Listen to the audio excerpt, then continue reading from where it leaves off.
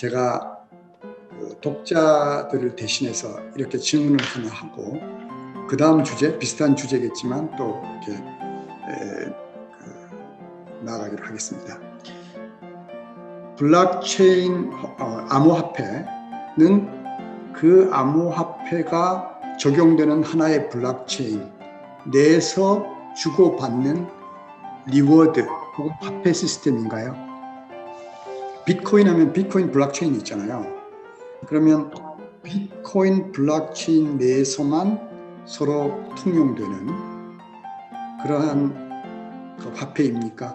일단은 비트코인 같은 경우에는 비트코인 네트워크, 이더리움 네트워크, 뭐 ERC도 이더리움 네트워크별로 각 네트워크별로만 사용이 되는 건 맞아요. 그래서 뭐 크로스체인 같은 되게 막 체인에 넘나들 수 있는 프로젝트들이 엄청나게 개발을 많이 하고 있고, 근데 리워드 시스템이랑 화폐로 단정 짓는 거는 조금 많이 좀 오히려 처음 듣는 독자분들이 약간 오해를 되게 많이 하실 것 같아서 감히 말을 못하겠고 그냥 금융 서비스 중에 하나다라고 얘기를 하는 게 좀 안전할 것 같네요. 그러나 아까 말씀하실 때 같이 어떤 일들이 계약 관계가 일어났을 때 주고받는 리워드가 있어야 될 텐데 그 리워드가 코인인 것은 맞죠? 네, 리워드 채굴했을 때 리워드. 비트코인의 채굴에 대한 거를 이해하고 계시는지 아니면 저희가 설명하고 넘어가야 되는지요? 좀 설명해 주시죠.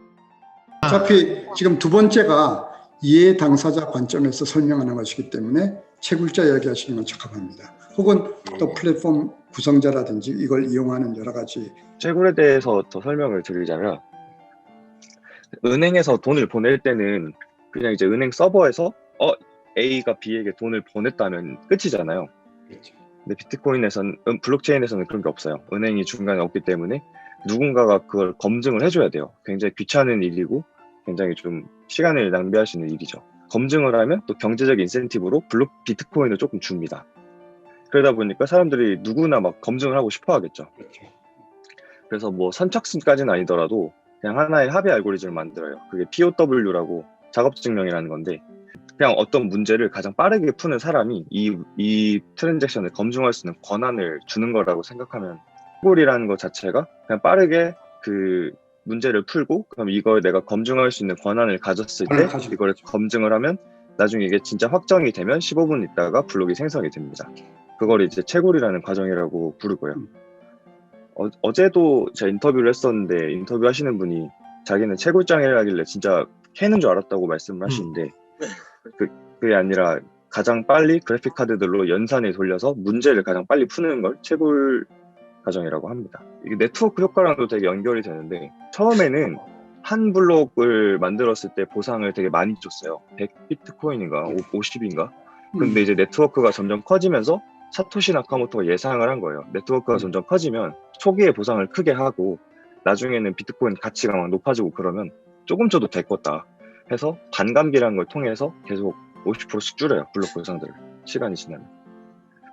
그런 식으로 경제학적인 메커니즘도 굉장히 들어가 있는 학문이라서. 지금 채굴 명확히 설명 주셔서 감사드리고, 이 채굴이 없다면, 반대로 이 채굴이라고 하는 보상 시스템을 주지 않았다면 과연 13년 동안 비트코인을 뭐로 돌릴 수 있었을까? 저는 이 문제를 철학하시는 분들과 함께 고민을 해볼 만한 이 아주 재밌는 그 과정이라고 생각이 들어요. 더불어서 그것을 이해하고 나면 비트코인이든 블록체인이든 그것이 단답형 문제로 무엇이냐라고 말씀을 하신다면 저는 지금 상황에서 이렇게 답하고 싶은 거예요. 정치다. 새로운 합의 알고리즘이에요. 그래서 제가 이 동물적으로 박 교수님 이걸 기술이죠라고 하는 것에 계속 방어를 거는 거예요. 기술을 무시하는 게 아니라 저도 공대 출신이지만 지금 이 장면은 단순히 학문에서의 n분의 1로 정치가 아니라 사람이 살아가는 방식, 욕망에 대한 것을 기술로 인해서 새로운 정치를 만들어낸 거예요. 그래서 아주 공격적인 혹자들은 비트코인의 백서가 디지털 공산당 선언이라고 얘기하는 사람도 있어요. 그래서 이 합의 알고리즘, 새로운 정치를 만들어내는데 그 진정하게 신뢰할 만한 합의가 되느냐, 신뢰할 만한 검증을 했느냐의 여부를 그 참여자의 순수한 탐욕, 순수한 경제적인 이득만으로 보상을 한 거예요. 그렇죠. 더 나은 그렇죠. 패러다임이나 뭘 가르치려 하지 않고 그냥 보상으로 깔끔하게 끝내버린 거예요. 이것으로 인해서 나머지를 더 확장시켜서 새로운 합의 알고리즘이 계속 나오고 있는데 지금까지 어떠한 정치 철학에서도 이렇게 심플하고 깔끔한 좋네요. 합의 알고리즘이 없었어요. 정치적인 그런 메시지가 없었거든요. 근데 이것이 이제 발전되고 작동되고 있는 거예요. 그러니까 이것을 전체적으로 바라보면 기술이라고 하는 것이 정치나 경제, 사회에서의 굉장히 핵심 인자가 된 것에 저는 중요한 역사적인 변곡점이라고 보는 거예요. 나머지 그 세 분은 다 어쨌든 공대 백그라운드가 있는데 저는 전혀 그런 게 아니고 저는 완전히 순수 퓨어 사회과학입니다. 사회과학인데 그래서 저는 이제 기술이라는 것도 이제 공학적 관점에서 볼 때는 기술이라는 게 뭔가 어떤 문제를 해결해 주는 어떤 대단한 어떤 그거라고 생각하는데 사회과학적 관점에서 볼 때는 기술이라는 것도 기술 안에 가치가 들어가요. 그래서 이게 굉장히 어떤 실제로 많이 왜곡이 돼요. 그 기술이 모든 걸 해결해 주지 않거든요. 그래서 이제 합의라는 이야기를 많이 하고 여기에서도 합의 메커니즘 굉장히 중요하잖아요. 근데 저는 이제 뭐 채굴 이야기를 하니까 채굴이 뭐 그러니까 그 비트코인에서는 채굴이 굉장히 중요합니다. 자급증명이라는 게 POW 중요하지만 합의 알고리즘에는 그거 왜 이제 조금 이제 다른 방식으로 뭐 POS라는 것도 있잖아요. 그거는 이제 지분 증명이라는 거는 그거는 채굴하고는 또 다른 차원인 거잖아요. 조금 다른 거잖아요. 그래서 저는 이런 채굴은 이제 하나의 인센티브로 이렇게 주어지는 건데 그게 없으면은 예를 들어 비트코인 안 하죠. 비트코인 그런 인센티브가 없는데 참여를 안 하죠, 당연히. 그래서 이제 시작이 된 건데 근데 여기에서도 제가 처음에 이제 어떤 관점의 차이에 따라서 이야기가 달라질 수 있다. 여러 번 이제 강조를 했는데 이것도 이제 블록체인에도 그 처음에 시작한 이 비트코인 같은 거는 퍼블릭 블록체인이잖아요. 누구나 참여할 수 있고 오픈되는 거, 분산되는 거 퍼블릭 블록체인인데 지금은 이제 프라이빗 블록체인들이 굉장히 많습니다. 예를 들어 은행에서 많이 참여하잖아요. 이거 프라이빗 블록체인이에요.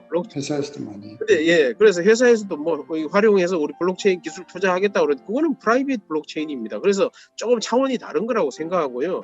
그래서 퍼블릭 블록체인에서는 채굴이라는 게 절대적인 거예요. 굉장히 중요한 거예요. 채굴을 빼면은 그 퍼블릭 블록체인 자체가 운영이 안 되는 거예요. 그런데 프라이빗 블록체인에서는 채굴 없어요. 채굴 없어도 지금 자기들이 뭔가 이렇게 거래를 검증하는 어떤 기술로서 사용하겠다는 거죠. 그 중에 한 부분만을 사용하겠다는 거죠. 그래서 이거는 분리가 되는 거거든요.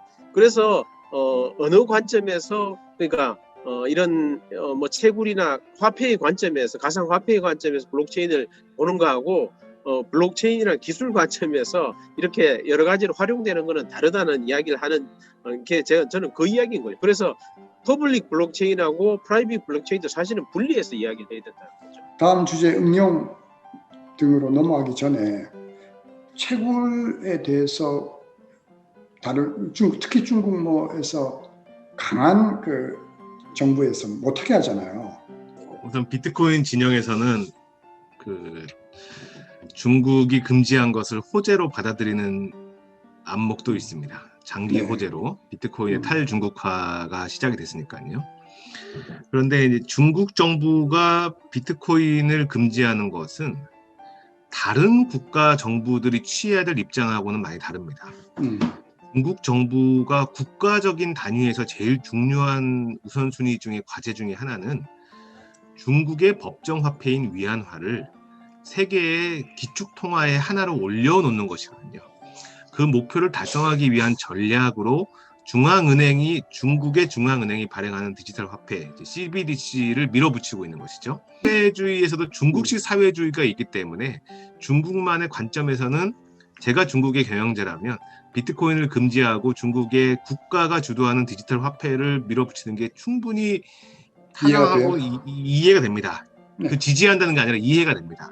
오케이. 탈중앙화라고 하는 어떻게 보면 코인, 암호화폐 혹은 블록체인의 취지에 어긋나는 어떤 정치적 의도 때문에 그렇다. 이렇게 그렇기도 하거니와 이제 비트코인 같은 경우는 검열 저항성을 추구하는 것이고 중국이라는 정부는 검열성을 추구하는 것이죠. 가장 중요하죠. 네.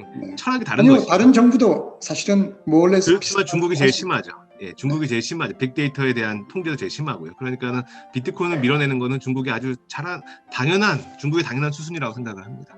채굴에 대해서는 이 정도 이야기가 됐다고 보고요. 블록체인 책을 보면은 수많은 응용 분야에 대해서 이렇게 나옵니다. 공공 부분도 있을 거고 사적인 분야에서도 여러 가지 응용 분야가 있고, 특히 요즘 뭐 IoT 하면 엄청난 데이터들이나 거기에 관련된 트랜잭션, 서로 경제적인 어떤 거래들이 일어나는 거에 대해서 블록체인이 큰 응용 분야가 있다, 이런